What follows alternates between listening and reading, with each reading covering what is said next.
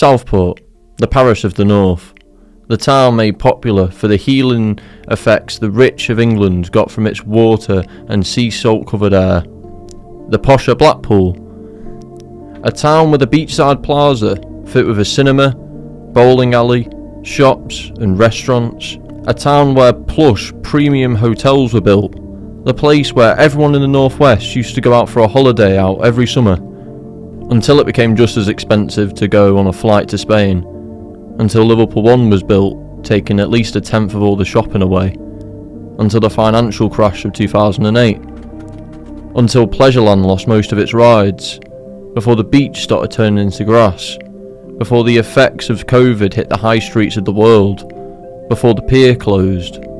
Before the town lost its appeal. Now it's just another town. It's not doing as well as it used to, and it's struggling to come to terms with that fact. It's a place terrified of becoming like its neighbour, Blackpool.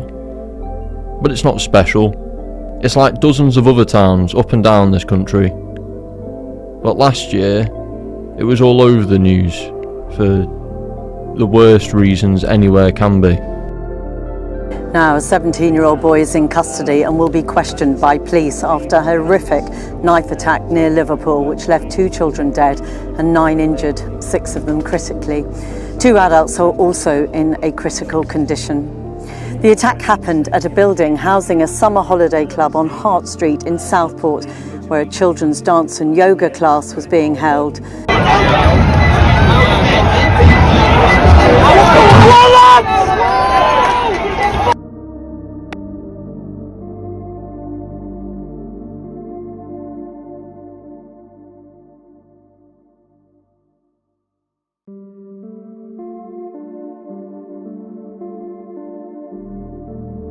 I'm not making this documentary to tell you why a 17-year-old from a suburb on the outskirts of Southport took a taxi, armed with a knife that he bought on Amazon, to a road with a mechanic, a gym, and a children's dance studio, and take the lives of 3 little girls, traumatise dozens of other children, leave adults with life-changing physical and mental scars most of them will never recover from. I'm not making it to tell you why people from across the country, but mostly the surrounding towns and cities within the northwest, took public transport into the area and attacked a place of worship, people's businesses, ripped bricks out of the walls of locals' front gardens and threw those at police. Because I can't. I'm making this documentary to ask the people of Southport, the ones who have to live here, work here, raise families here, what they think of the town, how they have found living here, what they think the main issues are in the town, what they like about the town, what makes them stay in Southport. Because when a tragedy happens, it shows the worst of a place. But the best of any area eventually come out right afterwards. They come out to clean up the mess, to try and restore peace, to rebuild the community, their streets, their shops, their places of prayer, their life. Because life keeps moving, even after children are murdered in a dance studio listening to Taylor Swift. Even after that tragedy is used to stoke the hatred of immigrants by people who have never even came to this town or heard about it before this tragedy came on the news. Even after people from across the region, mostly young men and teenage boys, descended into this area where this attack happened and felt like heroes destroying the area. But what is life like in Southport? Were you born in Southport? And if you weren't, what brought you to live in Southport? Mainly to live in, I live now in a retirement living home, which was my main choice to come here. I've always loved Southport, lived in Liverpool, came to Southport on holidays, everything else. Always have done. So Southport's a good choice for me. Well, basically all my life. Since I was 18, so 8 years. I love Southport. It's a great place. It's got a great community. Everyone comes together. It's pretty. Lots of green space. Lots to do. Over 30 years. And how have you found living in Southport? I love it. I used to come here as a child, and that's why we ended up living here in the end. How safe do you feel living in Southport? Sometimes, not all the time. It's getting quite a bit. Probably like anywhere else, it's not safe anymore, is it? And especially with these 3 kids getting murdered and what happened afterwards, it wasn't very safety feeling. I do actually, but it's that old cliche about say old folk don't go out at night because they're frightened of getting mugged, and then they'll say, oh yes, but there's no records of people getting mugged, and they say, well, that's because old folk don't go out at night.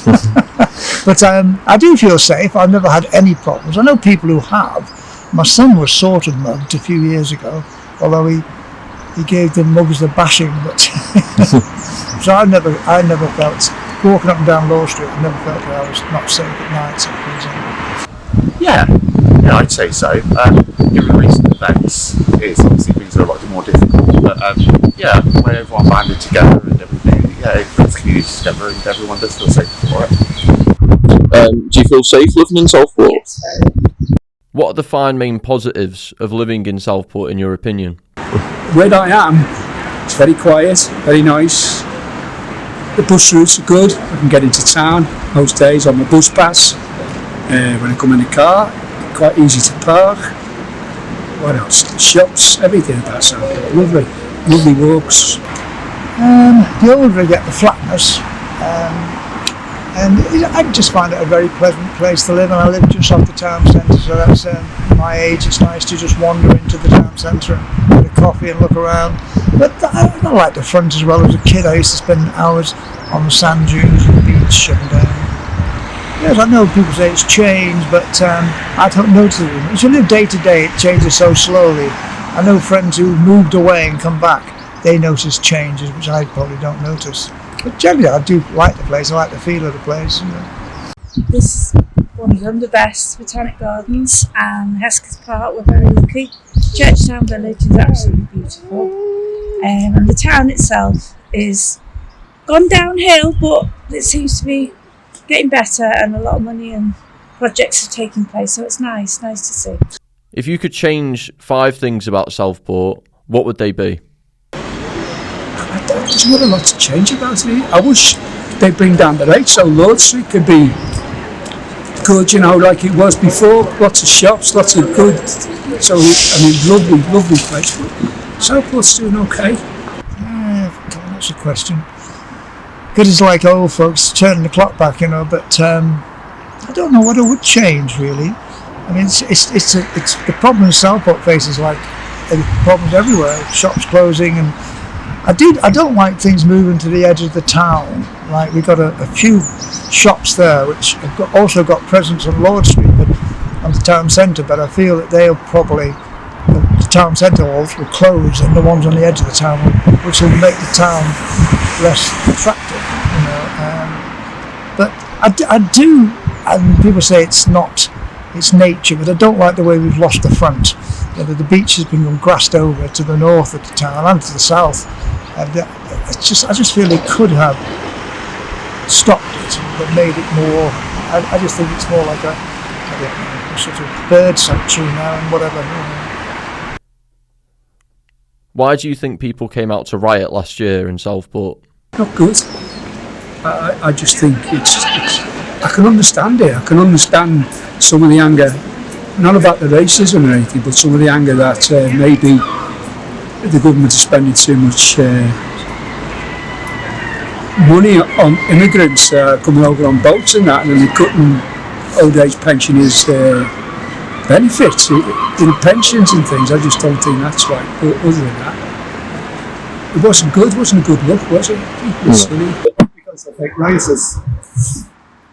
I know there's certainly quite a lot of opinion on on the left that say you shouldn't accuse sort of members of the the white working class of being racist, or certainly probably not being thick either. But I just don't buy that.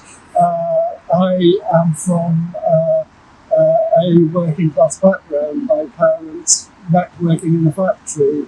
Admittedly, it was a glove factory in Southport and not a locomotive works in St Petersburg, but their relationship to the means of production is still the same. Most people I know are not from a working class background, and we are able to work out for ourselves that dealing with your own oppression by oppressing people who are worse off than themselves just doesn't fly. And anybody who thinks it is nothing down for them, really. I mean, it's not my job to try and win them over, but I just don't really see how they can. Have you ever felt discriminated against, socially or otherwise, because of your identity or something you cannot change about yourself? Right, well, as you know, Sam, Southport has an annual festival of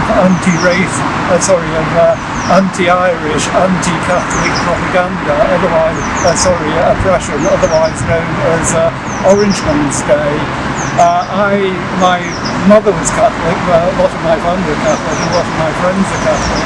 And I think from the time I first realised that, hey, these people are talking about me, I too, to a degree, felt othered by it. I'm not suggesting it was like being black in the deep south of America or anything, but it was a very much sense of, these people are out to oppress me and people like me. I've always remained fascinated by this sort of aspect in life in Southport. The processions did stop over COVID, and my partner and I wrote to local councillors asking for them not to resume because it was racist, basically. And I was sort of amazed at the answers we got. We got things about, there's two sides to every argument. Yeah.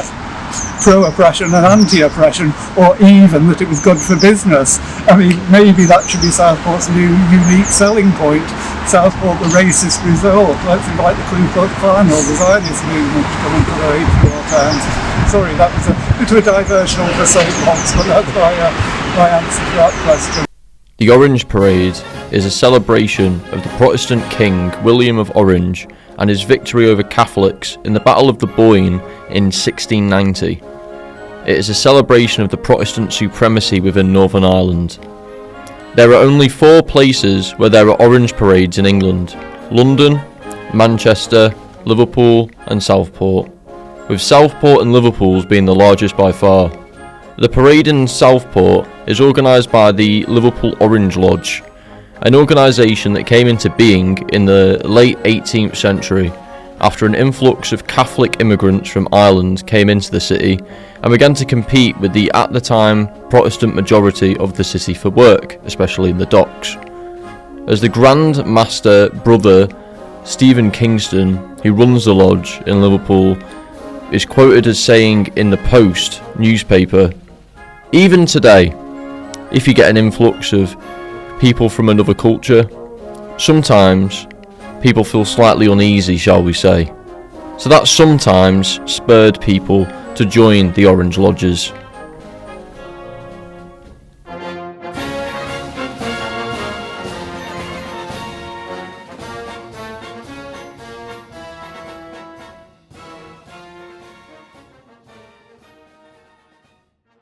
Daniel is a bus driver who was working on the day of the riots. He had only moved to Southport and became my neighbour quite recently before the stabbing, after moving in with his partner. Okay, so the first question is, when did you first move to Southport? I moved to Southport 3 years next week.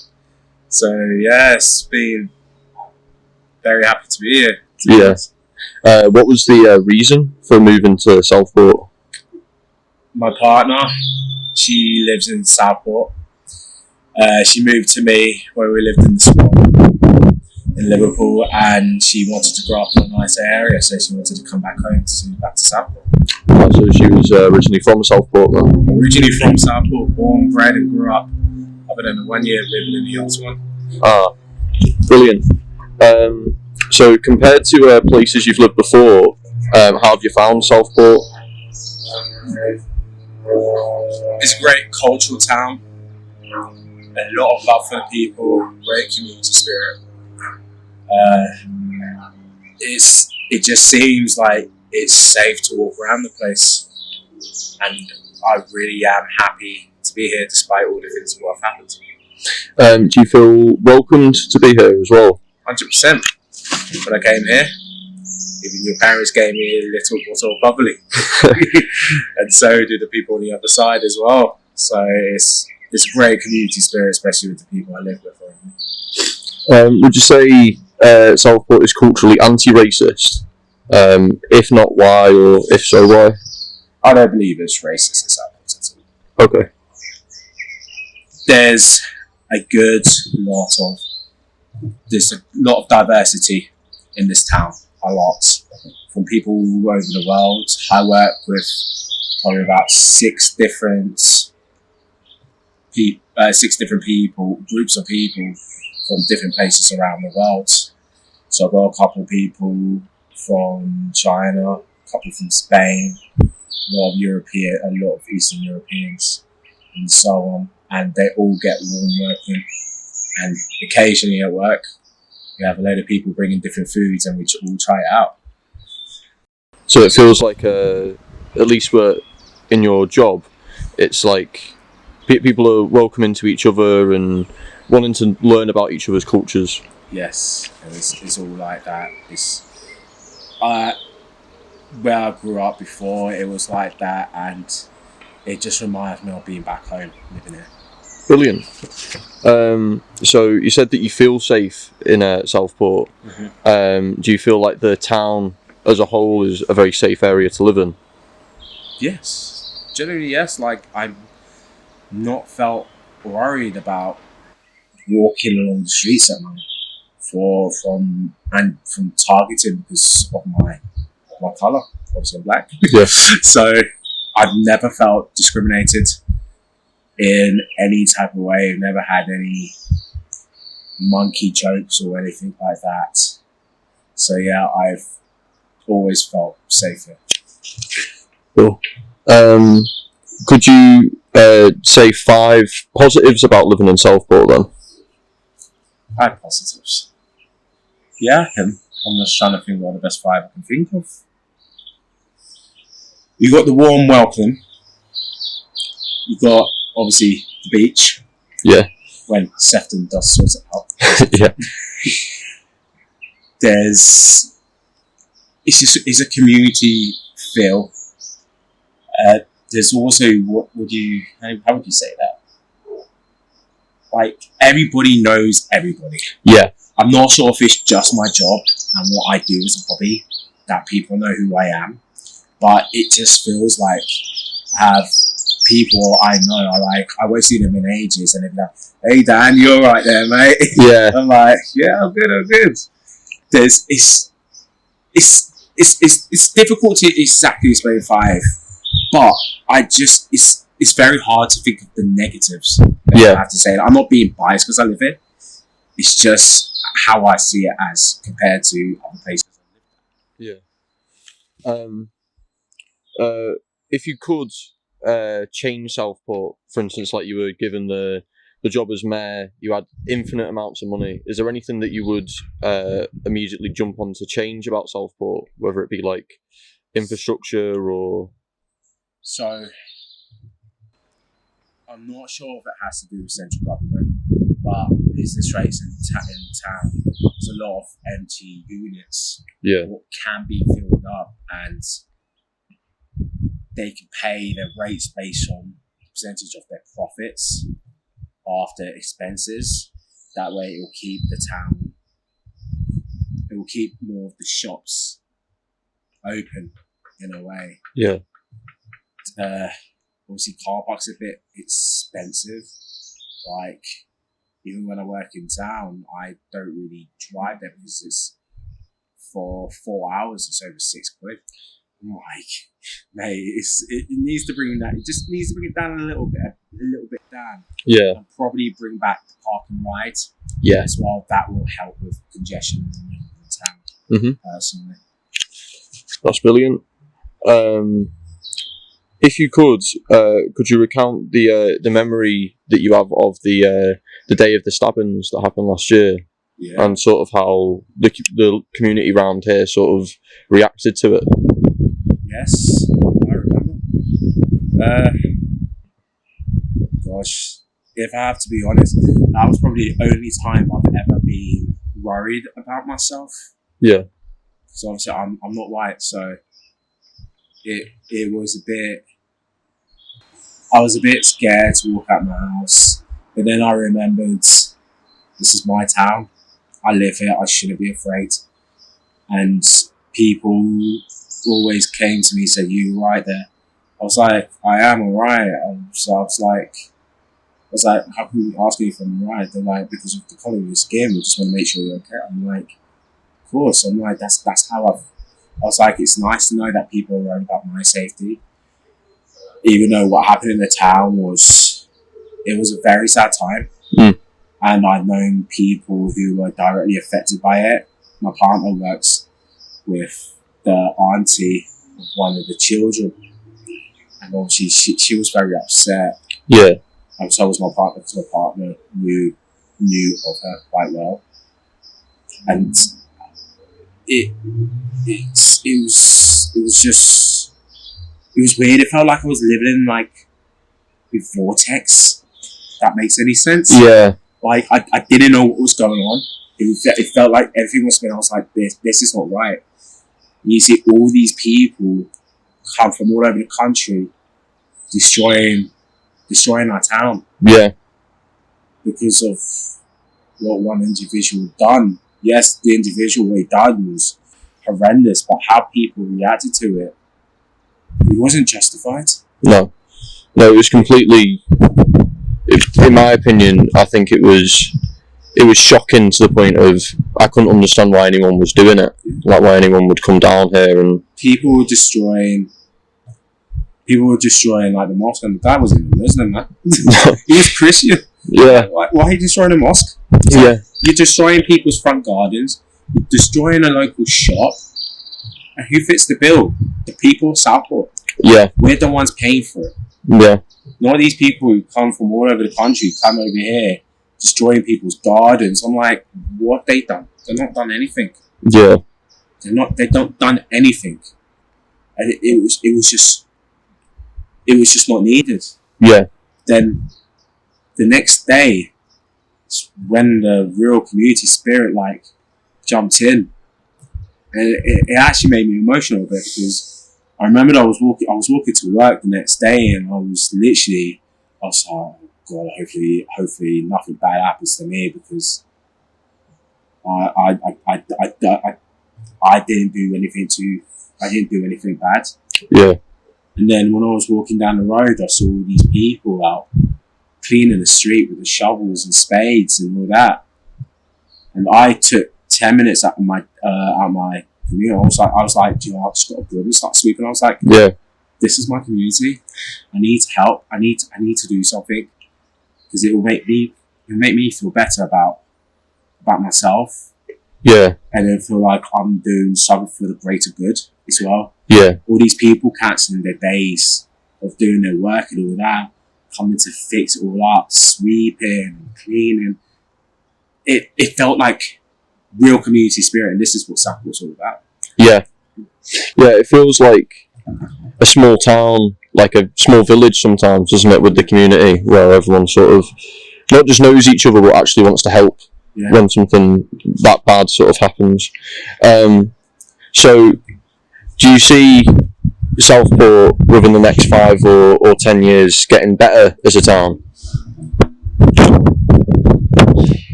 It's hard to say. I think we'll do well compared to a lot of other towns, because you need the motivation from other people. That's what showed. Yeah. You need more than money. You need that proof of like, everybody, we can do this. But there's so many more things outside of our own control, like what's happening in Eastern Europe, what's happening in the States with influence. will influence us. And it's very hard to say, but I reckon as a community we could get through this. We can get through this. But in the next 5 years, I believe that it's going to be good. Yeah. I believe it's going to be good. It's going to get bad, but it's going to get better. Southport is a complicated town. It's a place that sometimes feels so far in the past and in its former glory. And then, in a moment, you're reminded that it's dealing with modern Britain, just like any other town or city like it. I know it has problems, but that isn't the fault of the people who live here. I don't think anyone from round here wants the town to get worse. We all want it to be great.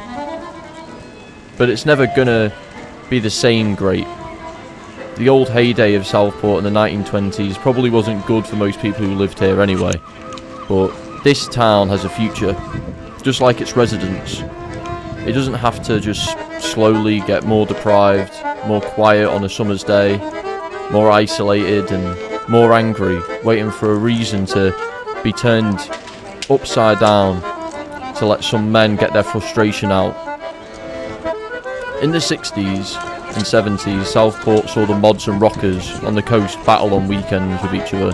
Before then, it was the upper classes who would come to drain the water and be waited on by the fishermen of the town when they were sick.